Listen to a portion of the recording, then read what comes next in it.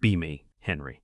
21 years old, mechanical engineering major, currently surviving on generic energy drinks, the ones that taste like battery acid and fake citrus, and pure, unadulterated academic panic. My diet consists mostly of whatever leftovers my roommates abandon in the fridge. I have a violently average GPA, an incredibly average build, and a life trajectory that points straight toward middle management mediocrity. I am the kind of guy who physically blends into the cinder block walls of a lecture hall. I don't raise my hand. I don't sit in the front. I just exist in the background noise of the university, which is exactly why I never thought someone like Marie would ever perceive my existence, let alone orchestrate the absolute psychological horror show I am currently living in. Marie was the engineering department's golden child. If you looked up the word innocent in a dictionary, there would be a glossy photo of her clutching a color-coded binder. She was maybe 5'2" on a good day, big doe-like brown eyes, soft brown hair that always smelled like expensive shampoo.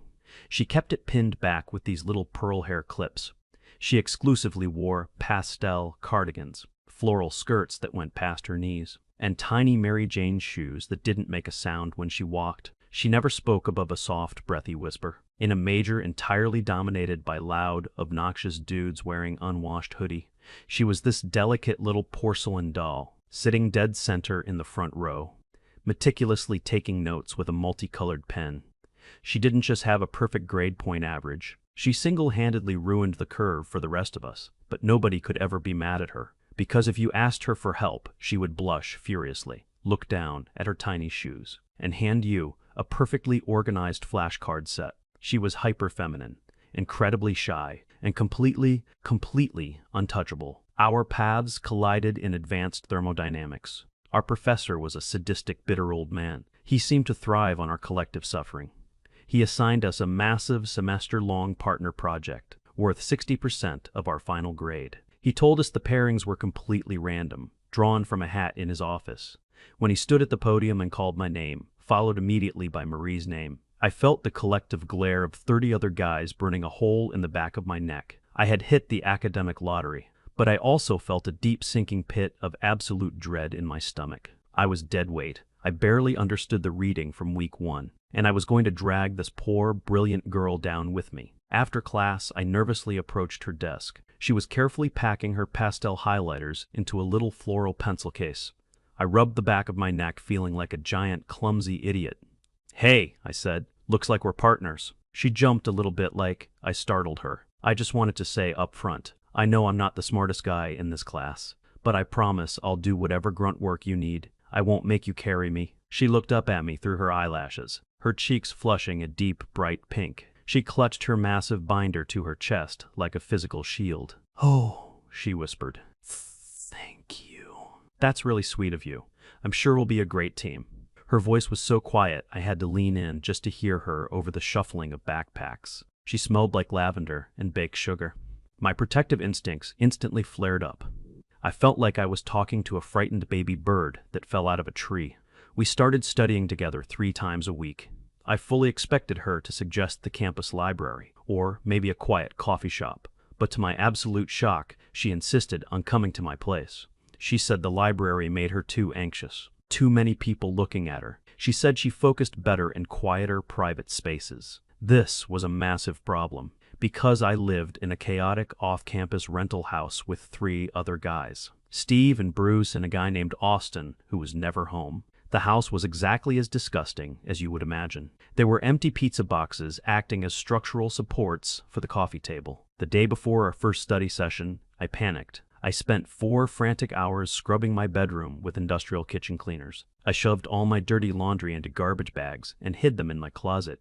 I sprayed an obscene amount of aerosol air freshener until my eyes watered. When she arrived that Tuesday afternoon, she looked completely bizarre, standing in our dingy carpeted hallway. She was holding a little pink Tupperware container with a white lid. "I baked snickerdoodles," she whispered, offering the container to me with both hands, for brain power. For the next 6 weeks, my clean bedroom became our sanctuary. She would sit cross-legged on my cheap area rug, her floral skirts tucked neatly around her knees, laying out charts and equations and hand-drawn graphs. I would sit on the edge of my mattress, trying desperately to keep up with her brain. The dynamic was completely intoxicating. She was a literal genius, but she never once made me feel stupid. Whenever I finally grasped a complex concept regarding entropy, she would clap her hands together softly and give me this beaming, proud smile that made my chest feel incredibly tight. I found myself thinking about her constantly. I started waking up early just to buy her favorite iced vanilla lattes before class. I started walking her all the way across campus to her car so she wouldn't be alone. I felt this primal, overwhelming urge to protect her from the entire world. She was just too pure for this garbage planet. The catalyst happened on a Thursday night. It was 2 a.m. We had been grinding for 9 straight hours, trying to finish the final 50-page thesis portion of our project. The rest of my house was dead silent. Bruce and Steve were passed out in their rooms. My brain felt like it had been put through a meat grinder. I was staring at the wall, completely zoned out. Finally, she hit the submit button on the university portal. We both let out a massive, synchronized sigh of relief. We did it, I breathed, sliding down the side of my bed to sit on the floor next to her. We did, she smiled, rubbing her eyes with the back of her hands. She looked exhausted. Her hair was slightly messy for the first time ever, a few strands falling out of her pearl clips. I don't think I can look at another equation for a month, she whispered. We need to celebrate, I said, without even thinking. I stood up and opened my sad little mini fridge. Tucked all the way in the back, behind some questionable yogurt, was a dusty bottle of cheap Moscato I had bought months ago and never opened. It's not champagne, but it's something I offered. Her eyes went wide. She pulled her cardigan tighter around her shoulders. Oh, she stammered. I don't know. I've never really drank alcohol before. My parents are really strict. Immediately, I felt like a massive piece of garbage. Oh God, no. I'm sorry I backpedaled hard. We don't have to at all. I can just make us some hot tea or something. No, she interrupted. Her voice was surprisingly firm for a fraction of a second, before instantly softening back into a whisper. No, it's okay. We finished the project. I want to try it. Just one glass. With you.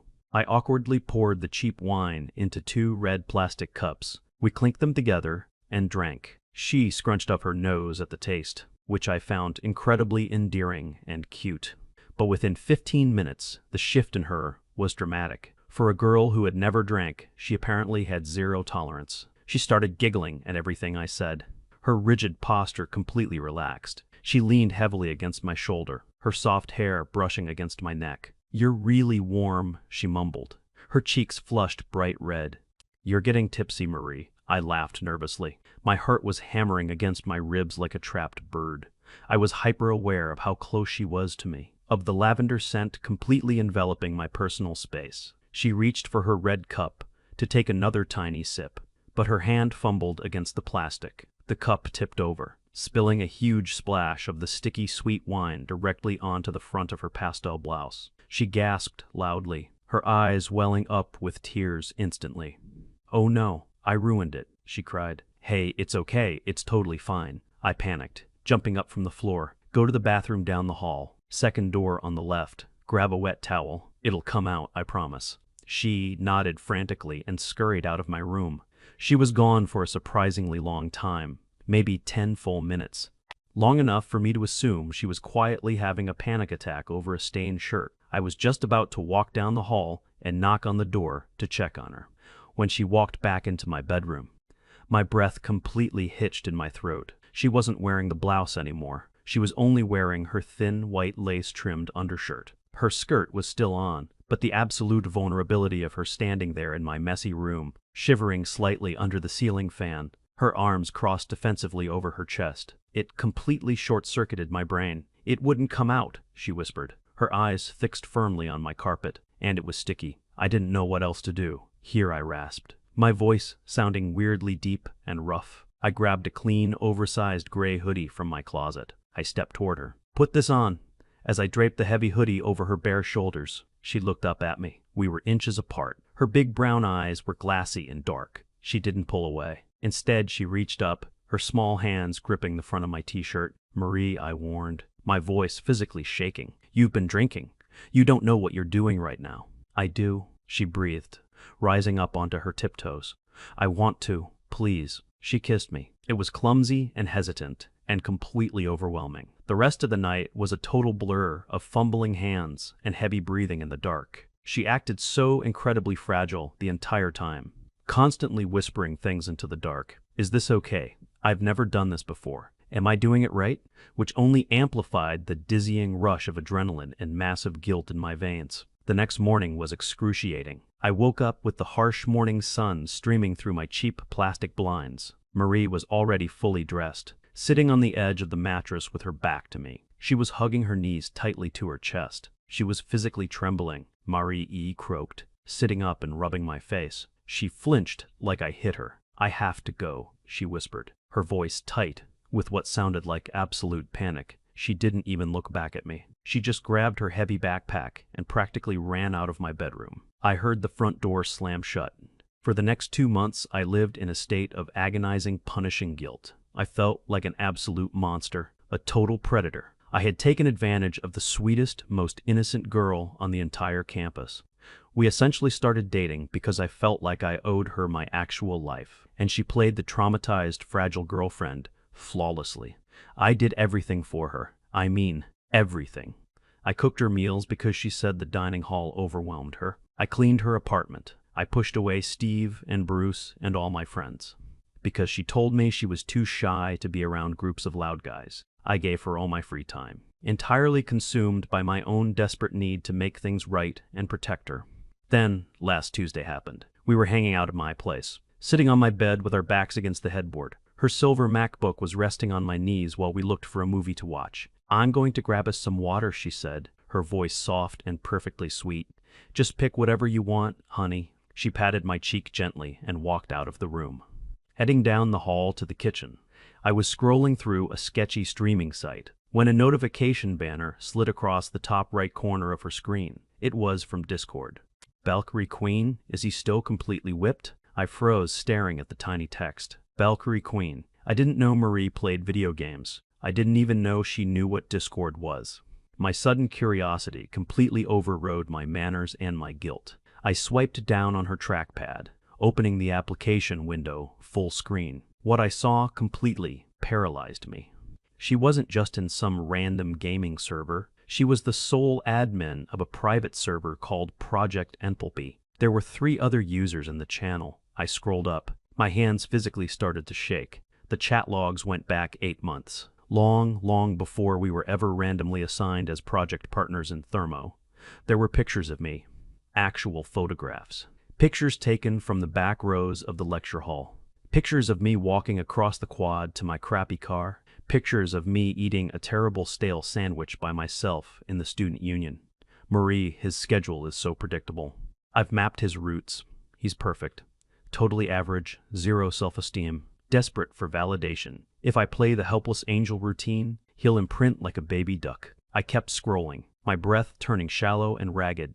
I saw screenshots of official university emails. She had somehow manipulated or socially engineered the professor's digital class roster to ensure we were permanently paired together for the thermodynamics project. Valkyrie Queen, how are the study sessions going? Marie, flawless. He cleans his disgusting room just for me. It's pathetic, but kind of cute. He thinks I'm some fragile virgin. The contrast is making him insane. I can see him holding back every time I lean on him. I felt a cold sweat break out on the back of my neck. Then I hit the messages from the night of the project submission, the night we drank the wine. Marie, making my move tonight? I made sure to look incredibly exhausted so he'd suggest celebrating. If he doesn't, I will prompt him.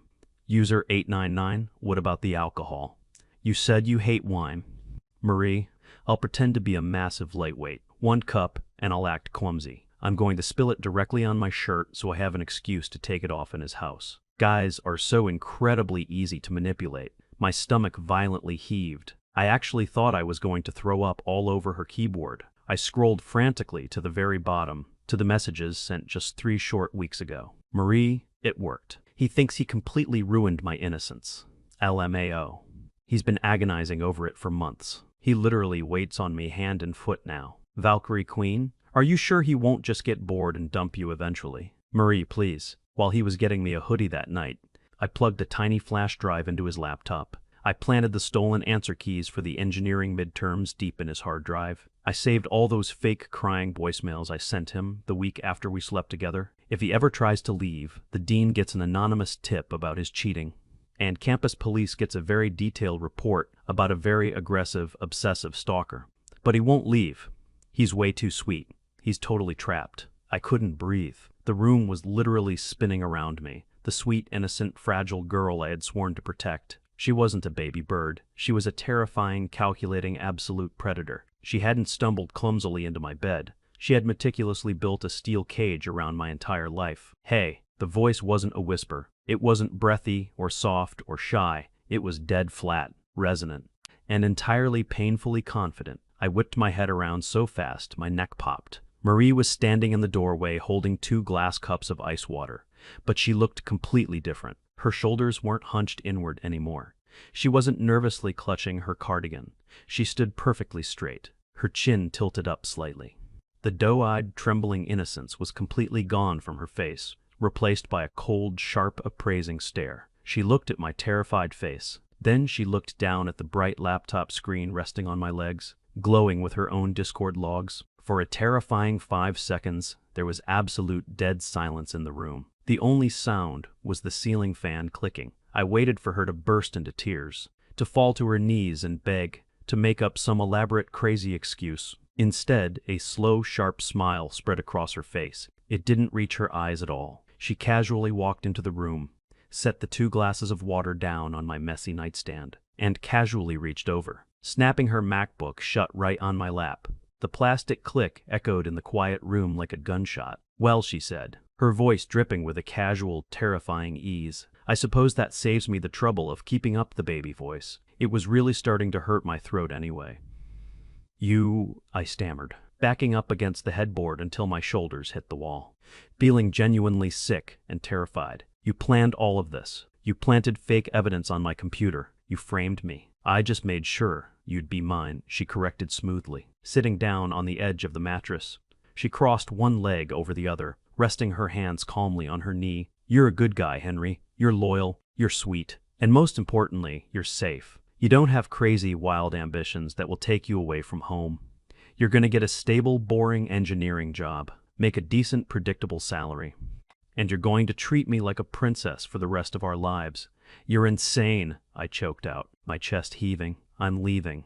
I'm calling the cops. I'm telling the department head. I don't even know what I'm doing, but I'm getting away from you." Marie tilted her head slightly, her dark eyes locking onto mine with absolute chilling calm. "You're not going anywhere, sweetheart," she said softly, reaching out and gently tracing the line of my jaw with one perfectly manicured fingernail. I physically shuddered, but I couldn't force myself to move away. "I'm the department valedictorian. Everyone on campus loves me. The professors adore me. You try to run, and I hit send to the dean of students. You get expelled for academic fraud by tomorrow afternoon, and everyone on campus will think you're a creep who harassed the shy girl until I snapped. You won't be able to get a job sweeping a gas station, let alone an engineering firm." Her smile softened into something genuinely affectionate, which was somehow even scarier than the cold stare. "But if you stay, I'll be the perfect girlfriend. I will take care of you, Henry. We're going to have a beautiful, quiet life, and you never have to worry about making a difficult decision ever again, because I'll be making all of them for you." She patted my cheek twice, stood up from the bed, and smoothed down the front of her floral skirt. "I'm moving the rest of my things in this weekend," she stated, walking confidently toward the bedroom door. "Oh, and tell your roommates they have until the end of the month to find a new place. I don't want to live in this filth anymore." She shut the door gently behind her. That was 3 days ago. I spent the first 24 hours throwing up and pacing my room. I tried to find the flash drive on my laptop. I searched every hidden folder. It's there, nested deep in some weird partition I don't even know how to access. The stolen midterms are sitting on my hard drive like a ticking bomb. The next morning, Marie showed up at 8 a.m. sharp. She didn't knock. She had already taken Austin's spare key from the bowl by the door.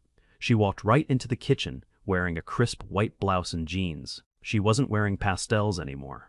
She looked like a terrifyingly put-together adult. Steve was standing by the sink in his boxers, eating cold toast. Bruce was asleep on the couch. "Morning, boys," Marie said loudly, clapping her hands once. Steve jumped, dropping his toast in the sink. Marie walked over to the kitchen table and set down a manila folder. "So," she said, smiling brightly, "I'm moving in with Henry. And unfortunately, this space is a little tight for 3 people. So I've taken the liberty of speaking with your landlord." Steve stared at her. "What are you talking about?" he mumbled, rubbing his eyes. Marie pulled a piece of paper from the folder. "Your lease has a sublet buyout clause," she explained. her voice cheerful but totally unyielding. I paid the penalty fee this morning out of my savings. Your names are officially off the lease as of the 31st. You have 12 days to pack your things.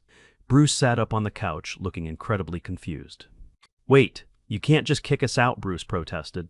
Marie turned her terrifying smile on Bruce. Bruce, she said softly, I noticed you've been using a space heater in your room, which is a severe fire hazard and a direct violation of Section 4 of the lease agreement. I also noticed Steve has 3 unpaid parking tickets linked to this address. I would hate for the property manager to withhold your security deposits over such silly little oversights. She reached into her tote bag and pulled out a fresh batch of chocolate chip cookies wrapped in tinfoil. I baked these for you guys while you pack, she said, setting them on the counter. Steve and Bruce looked at the cookies. Then they looked at Marie. Then they looked at me, standing terrified in the hallway. They didn't even fight it. Steve grabbed a cookie and walked back to his room. They started packing that afternoon. I realized then that I was entirely screwed. She wasn't just manipulating me. She was capable of moving people around, like furniture. By the end of the week, the house was empty, and Marie's stuff started arriving. She didn't bring normal college stuff. She brought actual furniture. She brought framed art. She brought matching plates that weren't made of plastic. She threw away my posters while I was in class.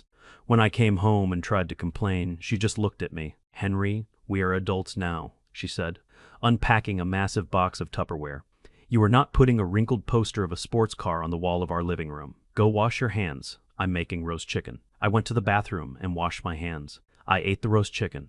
It was the best meal I had eaten in 3 years. I hated how much I liked it. A few days later, she decided the current rental house was too drafty. We need a better place, she announced over breakfast. Pouring me a cup of hot coffee, she woke up early to brew. I already scheduled a tour at the new apartment complex near the Botanical Gardens. We're going at noon. But I have a lab at 1, I protested weakly. She just slid a plate of eggs toward me. Eat your eggs, honey, she said. I already emailed your TA. You have an excused absence for a family emergency. I stared at her completely horrified. How did you email my TA? I logged into your Canvas account while you were in the shower, she said casually. Your password was literally password 123 Henry. It was genuinely embarrassing. I changed it to something more secure. I'll write it down for you later. We went to the leasing office at noon. The place was incredibly nice, way out of my price range. We sat down in the office with a leasing agent named Ernest. Ernest was wearing a shiny suit and chewing gum. He looked at us like we were broke college kids wasting his time. So rent is $1,500 a month, Ernest said, leaning back in his chair, plus a mandatory $200 monthly amenity fee for the gym and pool. Marie crossed her legs. She opened her neat little leather portfolio.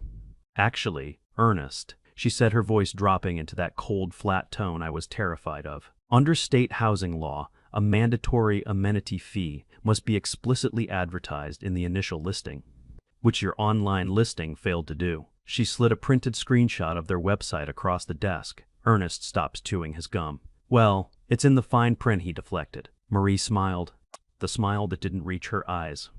It really isn't, Ernest, she said, and I'm sure the State Housing Authority would be very interested to see how many current tenants are paying an unadvertised mandatory fee. It sounds like a massive class action headache for your management company. Ernest stared at her, the color draining from his face. Or, she continued lightly, you could waive the amenity fee for our unit entirely, and we can sign the lease right now, and save everyone a lot of messy paperwork. Ernest swallowed hard. He typed furiously on his computer for a minute. I can waive the fee, he mumbled. Marie turned to me, beaming a genuine bright smile. Isn't that great, honey, she chirped. I just nodded silently. She was a monster. But she was a monster who was saving me $200 a month. We moved into the new place 2 weeks later. She bought matching towels. She bought a shower curtain that didn't have mildew on it. She organized my closet by color and season. I felt like a hostage in a 5-star hotel. Things escalated when my sister Viola came to visit. Viola is 26 and a complete nightmare. She is constantly moving between jobs and boyfriends. She showed up at our new apartment unannounced on a Saturday morning, wearing a massive oversized sweater and carrying a huge iced coffee. Henry, I need you to hold space for me right now, Viola announced, pushing past me into the living room. Mom is being completely toxic about my life choices, and I'm setting a firm boundary with her, which means I'm crashing on your couch for 2 weeks to protect my peace. Viola stopped dead in her tracks. She looked around the incredibly clean living room. She looked at the throw pillows. She looked at the fresh flowers on the kitchen island. Then she looked at Marie. Marie was standing in the kitchen, wearing an apron over her jeans, chopping vegetables with terrifying precision. "Who are you?" Viola asked, narrowing her eyes. Marie put the knife down. She wiped her hands on a towel and walked over. "I'm Marie," she smiled, putting out her hand. "Henry's girlfriend. We live here together." Viola didn't take her hand. Viola looked Marie up and down. "Wow," Viola scoffed. "You guys moved in together already. You seem very codependent. It's extremely unhealthy to enmesh your lives this fast." I braced myself for the explosion. I fully expected Marie to destroy my sister, to hack Viola's bank account or ruin her credit score. But Marie didn't blink. She just kept smiling warmly. "Viola, that must be so exhausting for you," Marie said softly. Viola blinked. "What?" Carrying all that defensiveness, Marie continued, her voice dripping with fake empathy. "It sounds like you're projecting your own inability to maintain a stable environment onto Henry, because it's easier to criticize his healthy relationship than confront your own toxic patterns." Viola's jaw dropped. "Excuse me," Viola sputtered. Marie stepped slightly closer to my sister. "You're running away from your mother because you refuse to take accountability for your own choices," Marie said, her voice never raising above a gentle conversational hum. "And now you're trying to violate Henry's boundaries by inviting yourself into our home without asking. We are happy to hold space for you for exactly one dinner, Viola. But you will not be staying on our couch, because you need to sit with your own discomfort and grow." Viola just stood there completely frozen. Marie had used Viola's own obnoxious vocabulary to completely dismantle her. Viola's bottom lip started to quiver. Suddenly, Viola burst into loud, ugly tears. "You're right," Viola sobbed, dropping her iced coffee on the counter. "I'm a mess. I'm so entirely broken." Marie stepped forward and wrapped her arms around my weeping sister. There, Marie cooed, softly patting Viola's back. "It's okay to do the work, Viola. I'm making a casserole. Why don't you stay and eat? And we can talk about getting you a therapist." Viola hugged Marie back tightly. "You're the sister I never had," Viola cried into Marie's shoulder. I stood in the corner of the room feeling completely, totally insane. Marie looked over Viola's shoulder at me. She gave me a quick, sharp wink. I realized in that moment that Marie wasn't just controlling me. She was managing my entire universe, and she was doing it better than I ever could. The next week, she targeted my car. I drive a beat-up sedan that constantly makes a weird rattling noise. I had been ignoring the noise for 6 months because I didn't have the money to fix it. We were driving to the grocery store when it rattled really loudly. "Pull over," Marie commanded from the passenger seat. "What?" "Why?" I asked. "I'm driving." "Because that's a worn-out serpentine belt, Henry," she said, rolling her eyes. "And I am not dying on the side of the highway because you're too stubborn to go to a mechanic. Pull into that garage up ahead." I pulled into a greasy, local repair shop. The mechanic was a huge guy with grease all over his overalls. He took one look at us, a nervous college kid and a pretty girl in a nice jacket, and his eyes lit up with dollar signs. "Yeah," he grunted, wiping his hands on a rag. "Sounds like the whole transmission is slipping. Could it be at least $1,200 to even open it up and look?" I sighed deeply, ready to just accept my fate and drain my meager checking account. Marie stepped in front of me. She crossed her arms. "No, it isn't," she said flatly. The mechanic looked down at her and laughed. "Listen, sweetheart," he said condescendingly. "I know what I'm talking about." Marie didn't even flinch. "It's a 2014 base model," she snapped. "The rattle is coming from the front right quadrant under the hood, not the center block. It's the serpentine belt, slapping against the tensioner pulley because the bearing is shot. The part costs $30 at the auto supply store down the street, and it takes exactly 20 minutes to swap it out with a standard socket wrench. You are going to replace the belt and the tensioner, and you are going to charge us $80 for labor, or I'm going to get on Yelp and Google reviews right now, and post a very detailed warning about how you try to scam young women by diagnosing fake transmission failures." The mechanic stared at her, his mouth slightly open. He looked at the car. He looked at Marie's completely unblinking death stare. He threw his rag on the ground. "Fine," he grumbled. "Pull it into Bay 3. I just stood there holding my car keys, feeling entirely useless and totally awestruck. We waited in the plastic chairs in the lobby. "How do you know about cars?" I whispered to her. She flipped through a stale magazine. "I don't," she replied quietly. "But I researched common failures for your exact make and model last week. Because I knew you'd eventually need it fixed, and I knew you'd get ripped off. I'm taking care of you, Henry. She patted my knee and went back to reading an article about kitchen remodels. After the car was fixed, she decided my registration was probably out of date. She checked the glove box. It was expired by 4 months. Henry, she sighed loudly, rubbing her temples. How are you still alive? How did you survive before I met you? I don't know. I admitted honestly. We drove straight to the DMV. The place was packed. A massive, depressing room full of angry, tired people holding numbered paper tickets. We pulled a number and sat in the hard plastic chairs. We waited for 2 straight hours. I was getting restless. Marie sat perfectly still, her hands folded in her lap. Finally, our number was called. We walked up to the counter. The clerk was an older woman who looked incredibly miserable. I handed her my messy stack of paperwork. She sighed heavily and started stamping things. Suddenly, a guy in a dirty tank top barged past us. He slammed his hands on the counter right next to Marie. Hey, he yelled at the clerk. I've been waiting for 3 hours. He skipped my number. Sir, the clerk said tiredly, you have to wait your turn. I'm not waiting anymore, the guy barked. He took a step closer, physically crowding into Marie's personal space. He bumped her shoulder hard. Hey, buddy, I started to say, stepping forward. Marie put a hand on my chest, stopping me. She turned slowly to look at the guy in the tank top. Excuse me, she said, her voice dangerously quiet. What do you want? The guy sneered, looking her up and down. Marie stepped entirely into his personal space. She looked up at him with those big, dark eyes. You are going to step back, she whispered. You are going to go sit down in that plastic chair. And you are going to wait patiently like an adult, the guy scoffed. Or what, little girl? Marie smiled. It was the scariest thing I've ever seen. Or I'm going to start screaming, she said pleasantly. I'm going to throw myself on this dirty linoleum floor. And I'm going to scream that you touched me. There are 4 security cameras pointing directly at us right now, and roughly 50 witnesses who are already incredibly annoyed by you. Who do you think the security guards are going to believe? The angry guy sweating in a tank top? Or the terrified college student crying on the floor? The guy stared at her, the aggression completely melting off his face into pure confusion and fear. He swallowed hard. He took a slow step backward. Crazy chick, he muttered, turning around and walking quickly back to his seat. Marie turned back to the counter like nothing had happened. The clerk was staring at her with wide eyes. Marie slid my forms closer to the glass. Can we update the mailing address to our new apartment, please? She asked sweetly. The clerk stamped the papers so fast she almost broke her wrist. We walked out of the DMV with my new registration. We walked across the hot asphalt parking lot to my newly fixed car. I unlocked the doors. We got in. I didn't start the engine. I just sat there gripping the steering wheel, staring out the dusty windshield. What's wrong? She asked, buckling her seatbelt. You're a psychopath, I said quietly. Not angry, just stating a fact. Marie sighed. She reached over and put her soft hand over mine on the steering wheel. Henry, she said softly. I know I came on a little strong.